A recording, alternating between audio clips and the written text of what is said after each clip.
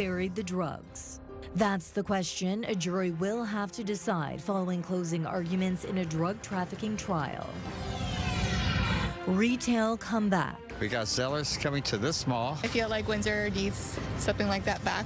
Zellers announces its return to Windsor's Tecumseh Mall. And graduating class of 2026. This is a very historic moment. Windsor's first wave of registered nurses with new expanded roles graduate today, expected to bring relief to local health care.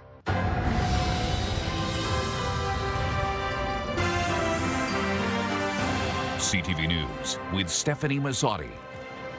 Good evening and thank you for joining us on CTV Windsor and AM 800.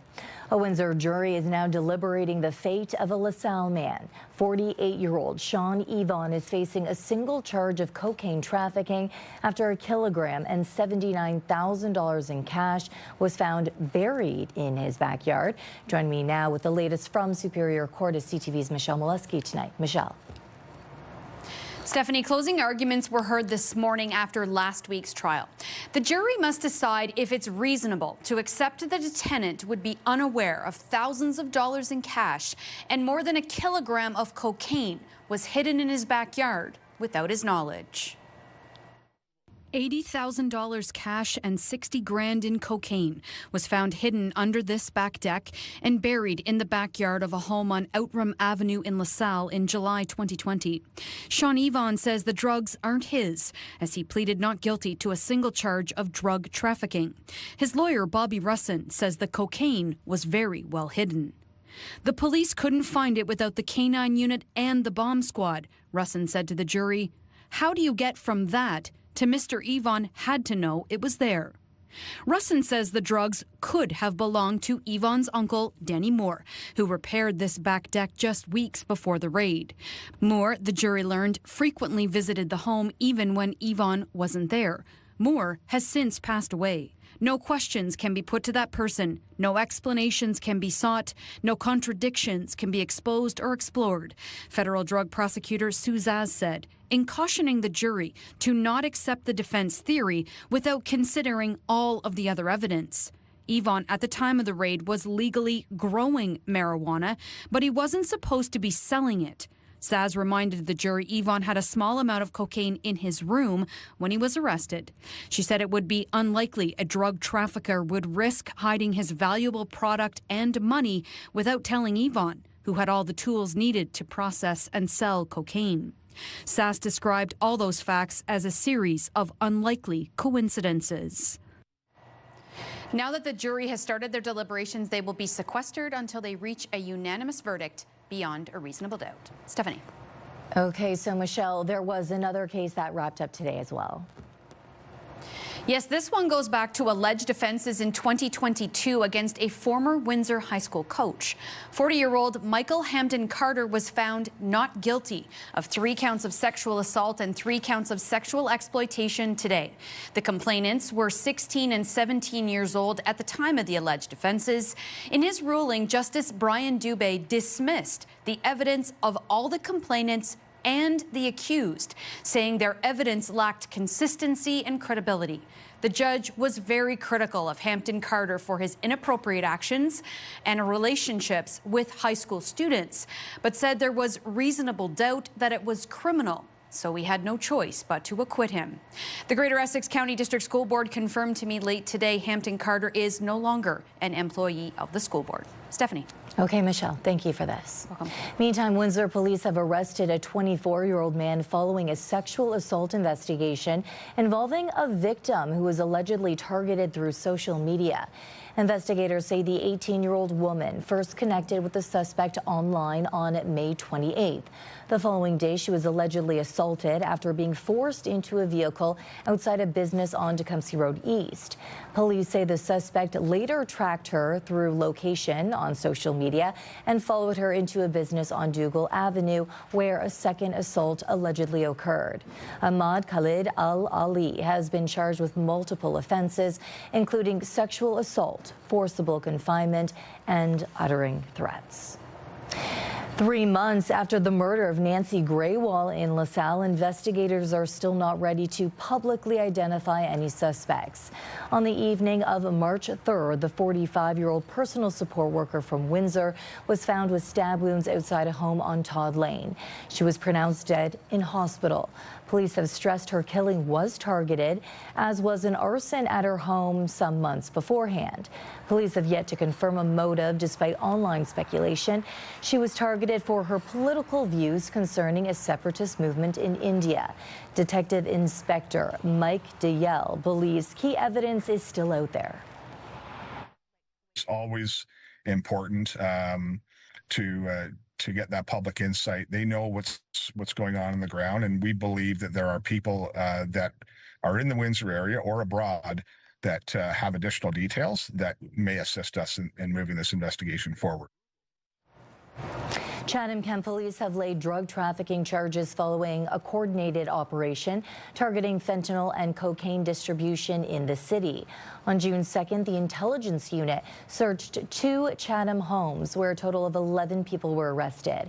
Officers seized around 100 grams each of fentanyl and cocaine, along with cash, cell phones, and drug packaging material, with an estimated street value of roughly $30,000. A 30-year-old Etobicoke man is facing trafficking charges and remains in custody.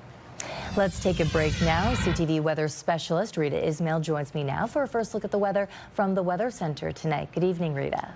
Good to be with you tonight, Stephanie. Lots of sunshine today, a beautiful day. If you are a fan of the clear blue skies and the heat, we had plenty of it, all thanks to this ridge of high pressure that again has been in place for this past week, bringing in clear conditions. We're actually on a dry stretch, 11 days without rainfall. Last time we had this much minimal rainfall was back in the fall, September, but it is coming to an end. We do have this low pressure system that is going to swing on through this weekend, and with that we'll see some rainfall in the forecast Friday into Saturday. I'll walk you through that coming up a little later in the show.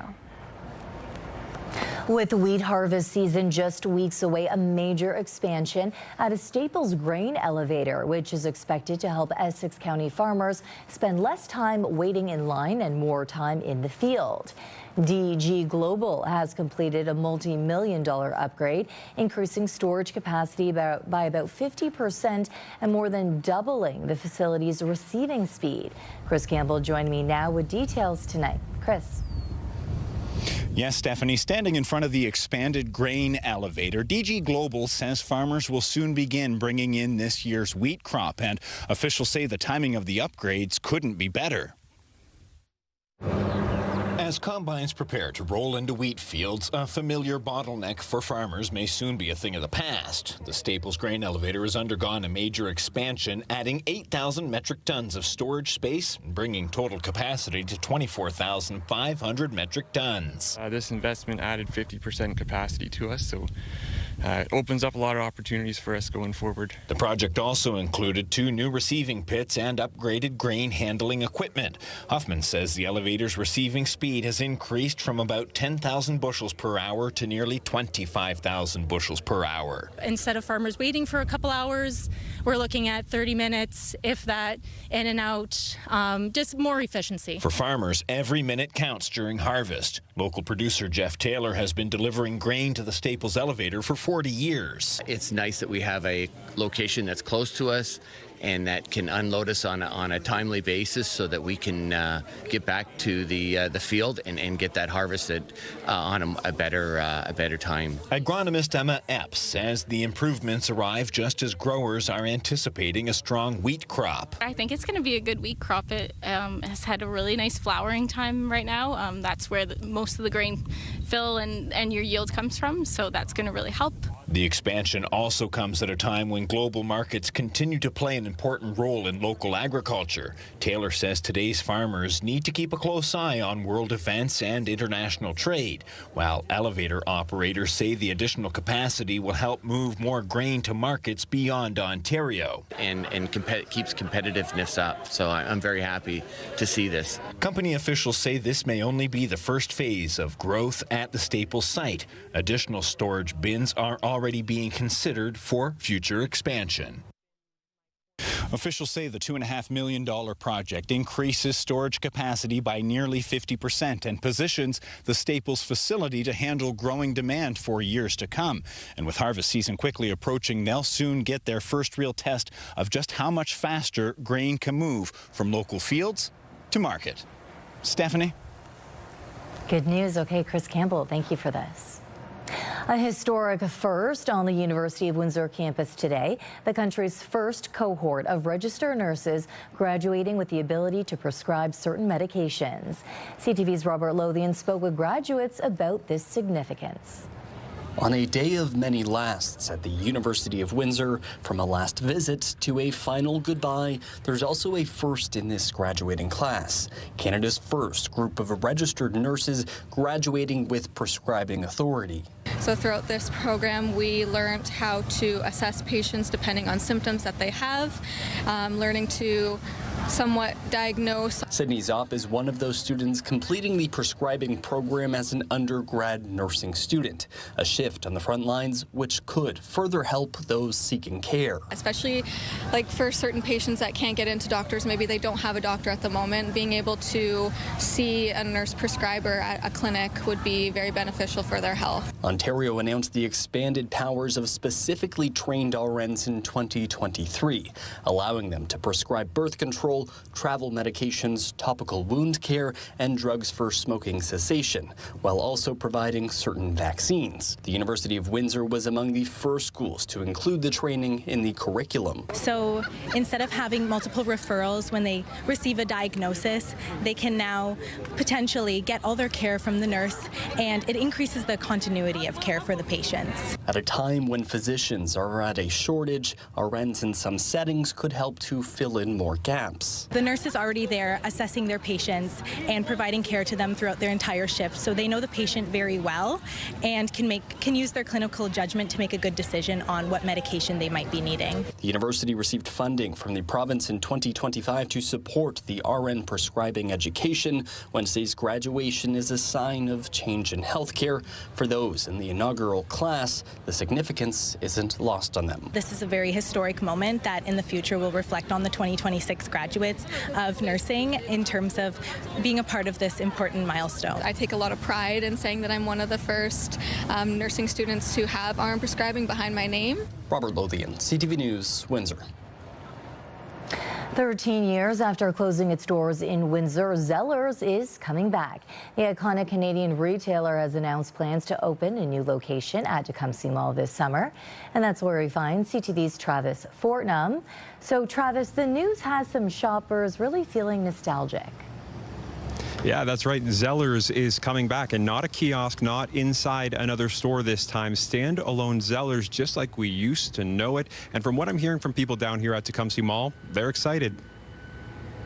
The list of stores inside Tecumseh Mall will soon have a new name at the bottom. Alphabetically. We got Zellers coming to this mall. 13 years after shutting down, Zellers is returning to Tecumseh Mall. Its first standalone store reopened in Edmonton last fall. Now 2 more are coming to Ontario. It's amazing. Yeah, I think that's great. I mean, I feel like Windsor needs something like that back. We like to go in and try stuff on. Zellers has been a Windsor landmark for so long. Come on back, Zellers. I think it's a good idea. Technically speaking, I love to shop anything Canadian. It'll suit the area perfectly. I think they'll be successful. The company agrees. In a statement to CTV News, Zellers COO Joey Bonita says after the success of its Edmonton store, the company began looking for the next locations, saying, quote, Windsor represented an opportunity where everything aligned in a meaningful way. Bonita also calls Tecumseh Mall an ideal partner, citing the brand's long history in the community. And it's that history that has many shoppers looking forward to the return. We used to shop there when I was younger with my grandmother. Oh, yeah, I loved it when we had it. I don't know why they closed it. I think it's a good strategy to be diving into people's nostalgia because it results in more social connectedness. Pushpinder Gill, an assistant professor of marketing at the University of Windsor, says nostalgia isn't just for people who remember shopping at Zellers. He says young younger generations can still connect with the brand, creating what marketers call a sense of collective nostalgia. And even with the growth of online shopping, Gill says many consumers still value the experience of browsing in person. Customers would like to get surprised. Customers would like to roam around the store because it lowers their level of anxiety. Zellers is opening a store in Toronto later this month. The Tecumseh Mall location is expected to follow in July. It will be inside the mall this time and smaller, so likely no restaurant this iteration. So yeah, sounds like this summer you will be able to browse and shop at Zellers right here in Windsor again. Maybe we'll see Zeddy again. All of that remains to be seen, as well as how successful the business will be this time around. Stephanie. Okay, Travis, thank you for this. Now, this takes us to our question of the day. Are you looking forward to Zellers returning to Windsor? Go to our website to cast your vote, ctvnewswindsor.ca. Yesterday, we asked if you drink local wine. Around 800 people voted. 53% of them say no. Do you have thoughts or comments on a story, ideas for a great story idea you think we should cover? Text us at 10400.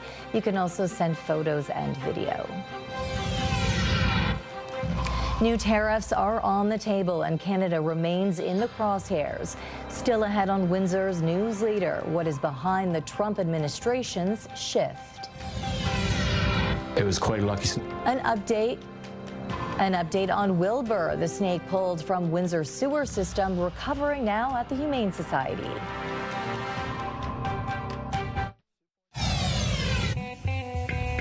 Start your day with the latest local news. By signing up for our newsletter, you'll get direct local content straight from CTV Windsor to your inbox, including top stories, the forecast, and videos. You can sign up at ctvnewswindsor.ca. Turning to the latest out of the Middle East, where the ceasefire between the United States and Iran is facing new tests. Full-on fighting has not resumed, although each country has carried out a number of strikes, and the status of talks on a longer-term deal remains unclear. Kuwait's Ministry of Foreign Affairs says one person was killed and at least 63 others injured after an Iranian attack targeted civilian sites across the country, including Kuwait's international airport. Meanwhile, Iran's military says its air defenses intercepted and destroyed 3 missiles and several drones today. This comes as the U.S. military conducted what it calls self-defense strikes on an island near the Strait of Hormuz, saying the operation was a response to attempted Iranian attacks across the region. Meanwhile, in Washington, U.S. Secretary of State Marco Rubio says he hopes an ongoing meeting between Lebanese and Israeli officials will help promote longer-term peace.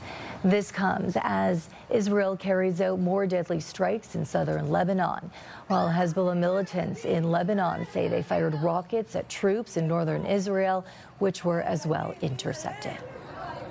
The Trump administration is shifting its tariff strategy after the U.S. Supreme Court struck down earlier measures. Now the focus is on imports tied to forced labor and a proposed 10% tariff on Canada and other trading partners accused of not complying. CTV's Abigail Beeman has Canada's reaction to the changing trade rules. Hello.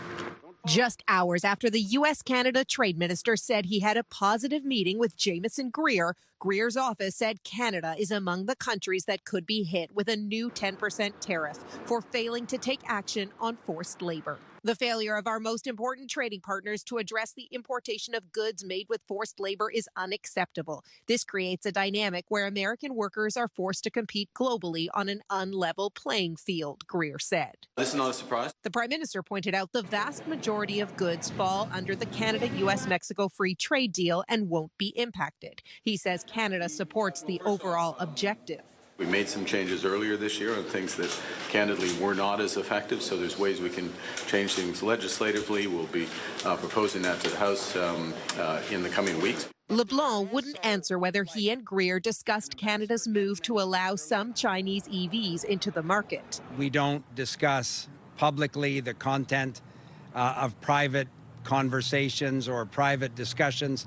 U.S.-Canada expert Christopher Sands says the U.S. is intentionally moving some trade irritants outside CUSMA. The good news is that might mean the USMCA could move as far as renewal, or that the negotiations could be more constructive going forward. The bad news is this is designed to keep the U.S. with leverage, even if we renew USMCA, because we have the other issues that we could use to impose tariffs on Canada. Now, these tariffs aren't in place just yet. Experts say important to point out there is a process. The USTR will hold hearings about them July 7th. Abigail Beeman, CTV News, Washington. Ottawa is demanding the CRTC review a decision that could raise streaming costs for Canadians and has become a trade irritant with the U.S. The ruling would require major foreign streamers to spend more of their Canadian revenue on Canadian programming. CTV's Annie Bergeron-Oliver has the government's response.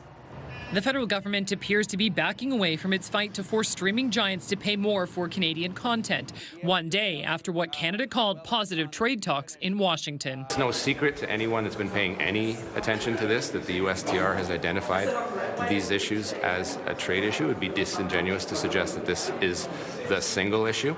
The reality is we're impatient to make sure that this sector stays vital and stays supported. Last month, the CRTC announced it was tripling the amount companies like Netflix and Disney had to pay for Canadian content, increasing fees from 5% of their Canadian revenue to 15%, a move the Conservatives strongly opposed.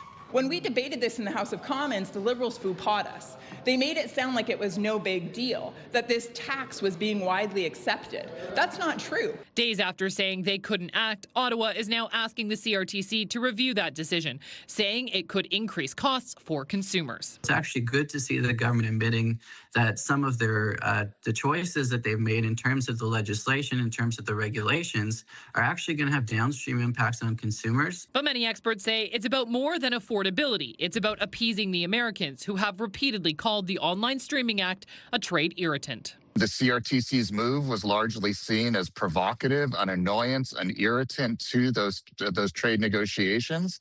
And so essentially what the federal government is doing is removing that annoyance from the playing field. The streaming companies' fees were supposed to help Canadian producers, but no money has ever gone out. It's all been tied up in the courts. To help that industry, the Canadian government today announced a $600 million investment. Annie Bergeron-Oliver, CTV News, Ottawa. Ottawa has endorsed a plan to rehome Canada's last remaining captive whales. There are 30 beluga whales and 4 dolphins still at Marineland in Niagara Falls. The Department of Fisheries and Oceans has issued the first batch of permits to move the animals to aquariums in the U.S. and Spain. It will also issue additional permits closer to the move, which is expected in the coming months. Marineland has described the operation as extraordinarily complex. The deal falls through, the animals could be put down. The federal government has reinstated financial support for Colchester Harbor, establishing a new cost-sharing fund for projects including dredging. Last year, Essex Council warned that losing the program could shift up to $40,000 in costs onto local taxpayers. After a January appeal, Ottawa agreed to reopen the agreement. Mayor Sherry Bondi says dredging is typically done a couple times a year, and the partnership is essential for small municipalities. She tells AM 800 the harbor doesn't generate much revenue, so federal support helps ease pressure on local budgets. We have to make a proposal and get approval before we spend any money. So if we've spent money, in the past, that doesn't qualify. But for new projects, or if we have some maintenance, future dredging, this fall, then that would qualify. We have more tonight on a story we first brought you yesterday. The owner of the 3.5-foot-long ball python pulled from Windsor's sewage treatment plant has now been found. It was quite a lucky snake, put it that way. A routine inspection at Windsor's Little River Pollution Control Plant turned into a life-saving rescue for a ball python. Chief Operator Jeff Miller found the snake Friday inside a screening bin, the first step in treating wastewater as it enters the facility. With no recent heavy rain, staff say the animal likely survived a direct drop into the system. How it got there remains unclear. The snake we now know has been recovering at the Windsor Essex County Humane Society, where staff say the python arrived dehydrated and with damaged scales. The owner has come forward, and Peanut is expected to be reunited with them on Wednesday. I really think that this was a case of an escape artist here, of this one getting out of someone's home or enclosure. Home sales are down across Windsor, Essex. The Windsor Essex County Association of Realtors reports a nearly 18% drop in May sales year over year, with 424 homes sold compared to 517 last year. Year-to-date sales are also down nearly 7%. Meanwhile, the average home price is up slightly to about $565,000. The report also shows new listings fell 12% compared to last May.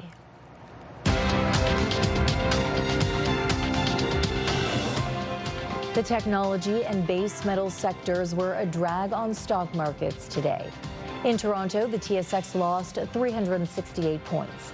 In New York, the Dow fell 621, the Nasdaq dropped 240. The Canadian dollar is down a quarter cent today. On commodity markets, gold dropped $53 an ounce and oil gained $2.26 a barrel. I'm not exaggerating. I was on my knees in tears, and I said, I'm not leaving here until I get some help. She says she begged for help, but no one would listen. Still ahead, what is driving Canada's healthcare frustration? Tonight's weather snapshot sent in from our viewer Dave. A great photo capturing the sunrise over Lake St. Clair shoreline in Bell River. Thanks so much for sharing. We're heating up Thursday, expecting a daytime high to hit 30 degrees tomorrow. And after more than a week of sunshine, our dry stretch will come to an end this weekend. Rain is expected to move in late day Friday, showers and thunderstorms possible into Saturday morning. Sunshine and warmth return next week. From moment to moment, things change. Mayday, mayday! We need more crews at this location. CTV News Windsor.ca is Windsor's #1 source for online news. Watch every story from wherever you are the moment it happens. Plus exclusive content and must-see viewer video. Don't miss a moment. Windsor's leading online news source, CTV News Windsor.ca. Rita joins me again for a spectacular extended look at the weather. Rita. If you enjoy sunshine, Steph, we do have more of it in store for tomorrow. 27 our high today. Normal this time of year, 24, but of course we did sit well above that. We did feel a little bit of humidity start to creep in as well. The record 31 degrees in 1949, record low 4 in 1957. Our sunset tonight at 9:03. So get out there and enjoy the beautiful dry conditions because we do have rain heading our way just in time for the weekend. Our regional temperatures ranging anywhere between 23 to 26 here in Windsor, and of course clear sunny conditions, all thanks to that strong area of high pressure that has dominated our forecast the last few days. But there is an end to the dry stretch. We are tracking this next weather maker. It is a low pressure system. It will swing on through over the Great Lakes on Friday, and that means some late day rainfall Friday. Here's how that plays out. So clouds start to increase Friday afternoon, and then it will cross the lake, so it could intensify in terms of moisture. Right now we're looking at about 20 millimeters of rainfall. There are some embedded thunderstorms, but again, that won't be until Friday around supper hour and then overnight Friday into Saturday. Tonight our temperatures on the mild side, anywhere between 11 to 13. Again, clear skies tonight and lots of sunshine to wake us up tomorrow. 16 degrees right off the bat. The winds will start to increase. They'll gust out of the southwest 20 to 40 kilometers per hour. In advance of that low pressure system, the UV will be quite high tomorrow as well. So lather up on that sunscreen, and then heating up 30 degrees, our forecast high for your Thursday. That is well above seasonal. Heading into Friday, 31, even warmer Friday. Your 7-day forecast is brought to you by Enercare, experts at home. So above seasonal temperatures the next few days. Saturday, we are expecting that early morning rainfall and embedded thunderstorms. But good news, we should clear out by late afternoon. Saturday heading into Sunday appears to be the drier of the 2 days. Our temperature will be consistent from Saturday until Monday, 28 degrees. And then next week, the sunshine and high pressure returns on Monday. We hold on to it. We'll have above seasonal temperatures returning again Tuesday and Wednesday with daytime highs. Stefanie forecast to hit 30 degrees.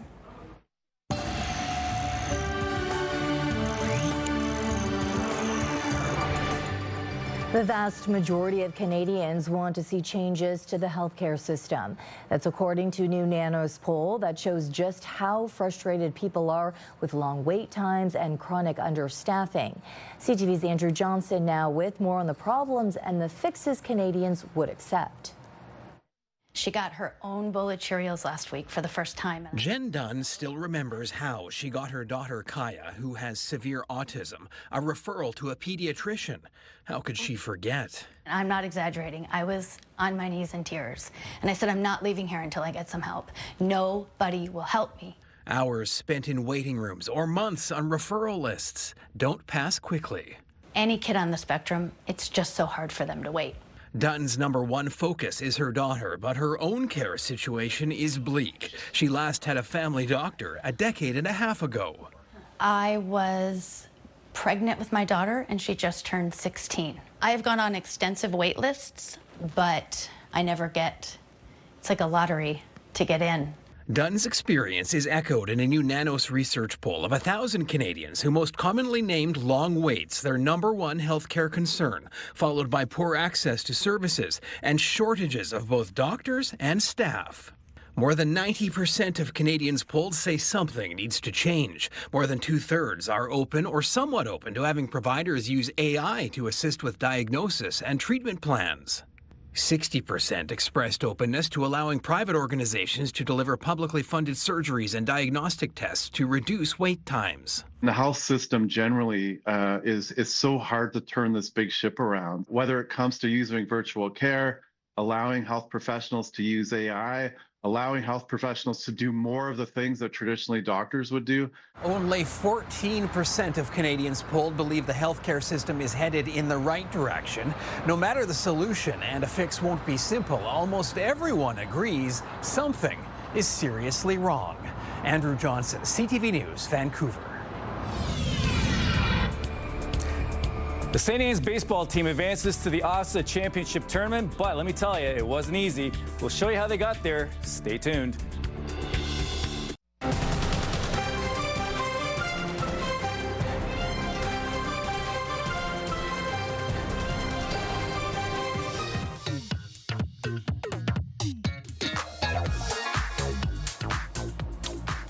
We're on the sidelines with Bob Belichico tonight. Bob, it really was a beautiful day for OFSA baseball. You know, if I took the jacket off and if I took the shirt off, I already have a farmer's tan just by standing outside and covering OFSA baseball today at Lacoste Park. It was something else. St. Anne's hosting the OFSA West Region Championships. Top two teams advancing to the OFSA tournament next week in London. Did look good with the Saints trailing 3-1 going into the final inning. Cue the comeback, though. They cut it to 1, and then this happened.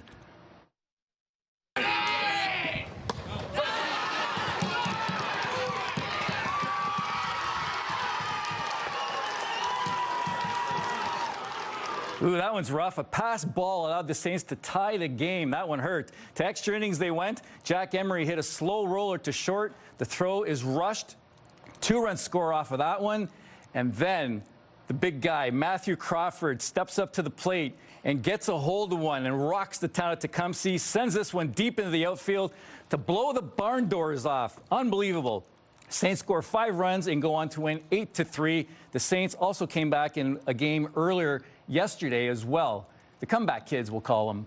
We just had to bear down, show some resiliency, not give up. We knew the other team never really backed down. They wanted it. We just wanted it more. We had to show that, and we just did the little things that really mattered. Feels amazing. I mean, OFSA feels great. Hopefully don't get 3rd or 4th again. We want to win it all this year. We have a great squad. I'm sure by now people are wondering what this is. What is this? So this is Triple T. He's like kind of our ritual for pre-games. Gets the boys fired up. They all love Triple T. If you watch TikTok and Instagram, you'll understand who this guy is. So we made him out of a piece of wood and then put a screw in his head and then drew a little smiley face on him. I think I have to get TikTok. Yes. I've never seen this before, so yeah, anyway. Newest trend. Newest trend. Canadian Baseball League action last night. The Chatham Barnstormers took one on the chin against the London Majors, losing 9-0. They dropped to 2-5 on the season. Now switching over to OFSA soccer, La Jeunesse, Tecumseh Vista, Villanova are all heading to their respective provincial championships in senior girls soccer tomorrow. The Wildcats didn't have a great regular season, but they are peaking at the right time. Definitely be a tough game to start us off, but I feel like having the harder games at the beginning will set us up for the other teams, and we'll want to play hard right from the start. I know they have a lot of girls that play like high club soccer, so I think it'll be a tough match, but I think if we come together as a team, we will do really well.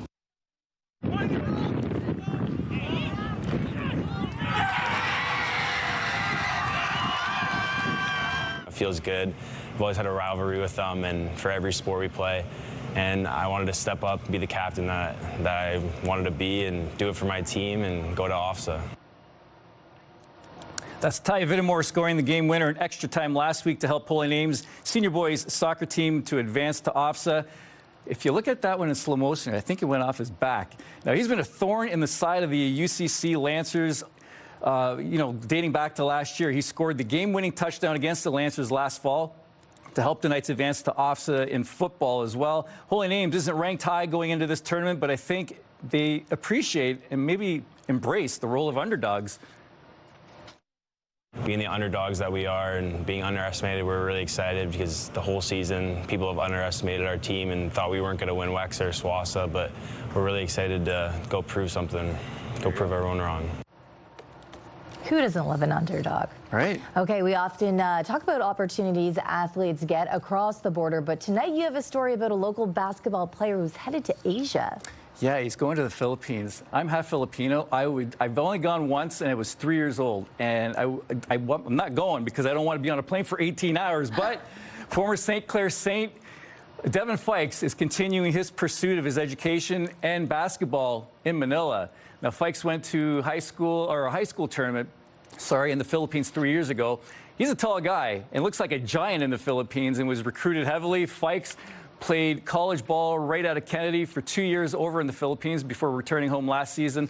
The 22-year-old told me he got homesick and came home, but now he feels ready to head back. He wants to pursue basketball while becoming a certified chiropractor. I feel like I really improved over this past year, especially at St. Clair, and was really grateful for my time there. I feel like I grew a lot in myself, especially to now take the next step and hopefully go pro after that. Staying on campus at St. Clair College, Steve Vanini was recently honored as the OCAA Head Coach of the Year. That's a big honor, and he recently received his hardware as well. Thank you is not enough because the success we've had, the culture we've built here was built by an army. It was built by the team, my coaches, the school, my family, the soccer community, my friends. That's what took to build all this. He's so humble. Now, this is a cool moment here after Steve's team won the OCAA title last fall with a 4-1 win in the final. The Saints went undefeated during the regular season before going 2-2 at the national championship tournament. Vanini also guided the women's indoor team to the regional championship tournament this past season as well.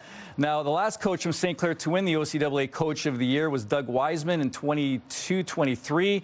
Vanini is now nominated for the national award to be announced June 15th. My team, my coaching staff, my school understands that it's us, not just me.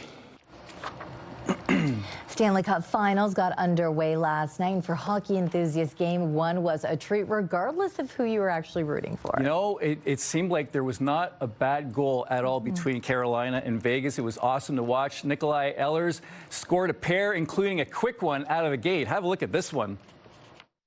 Jeremy Lauzon in on defense. They shoot and score on the first shot on goal. Nikolai Ehlers. That's a sweet one. It took 25 seconds for Ehlers to get the Stanley Cup Finals going. That's the third fastest goal to start the championship series. Now we'll pick it up. Game tied 4-4 in the third. Carter Hart flashes the leather. That's the game saver right there. Great reflexes. That set up the game winner, and this is something to behold. A behind-the-back give and go. Just the presence to be able to pull that kind of a play off, man, that's poetry in motion right there. Vegas wins 5-4. Game 2 is Thursday night in Carolina. Now this here is the pride of Wheatley. Cameron Arquette won the Memorial Cup with the Kitchener Rangers over the weekend. Arquette was a member of the Leamington Flyers before being called up permanently by the Rangers. Kitchener beat the Western Hockey League's Everett Silvertips 6-2 in the final. Congrats to him and the Rangers, even though they beat out our Spitfires. Yeah. John Franco Rowdy is humming along right now this spring. Check this out. Grade 10 Villanova runner. He's a junior. He won gold in the 15 and 3,000 meters at Wexa, SWASA, and is looking to do the same when OFSA kicks off tomorrow. And one quick note to pass along. The John Loring Classic is taking place at the University of Windsor Saturday.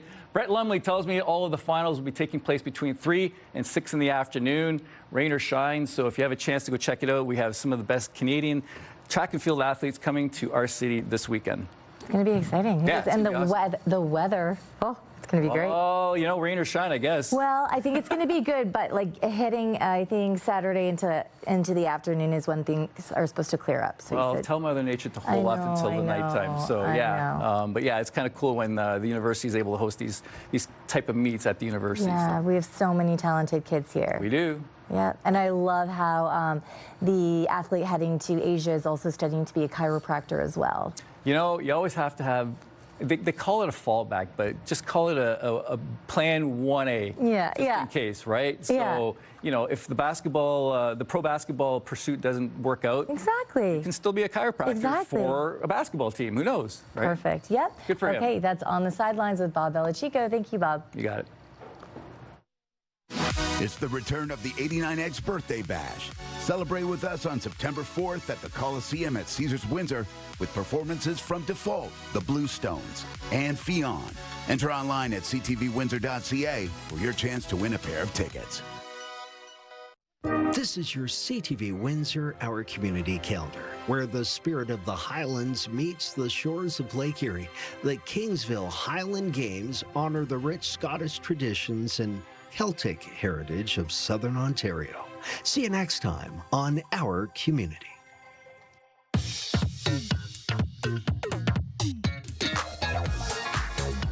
It's time to check in on what's happening now with Melanie Kettner. Now, Melanie, Zeller's return to Tecumseh Mall is bringing up a lot of nostalgia. That's right, Stephanie. I'm sure a lot of people have great memories there over the years, but that only gets them so far. When Zellers opens its doors in Windsor this summer, it'll be entering a much more crowded retail market than the one it left behind. But marketing expert Pushpinder Gill says the brand's Canadian roots and the memories many shoppers have of it could help it stand out. I see other brands like Winners, Marshalls, Giant Tiger. So some of them do also have some nostalgic elements to them, or maybe Canadian identity to them. But when you look at the likes of Walmart or look at the likes of Dollarama, that's where Zellers have a clear advantage. We've got more on Zellers online at ctvnewswindsor.ca. And we also have a story online, Melanie, about a large development on Howard Avenue. Yes, the project has been given the green light from the Windsor Development and Heritage Committee. It features 16 townhouses and 2 apartment buildings with a total of 162 units. They'll be located on Howard Avenue north of Cabana Road. The development now awaits final approval from City Council. And in our social spotlight tonight, a baby moose rescue near Calgary.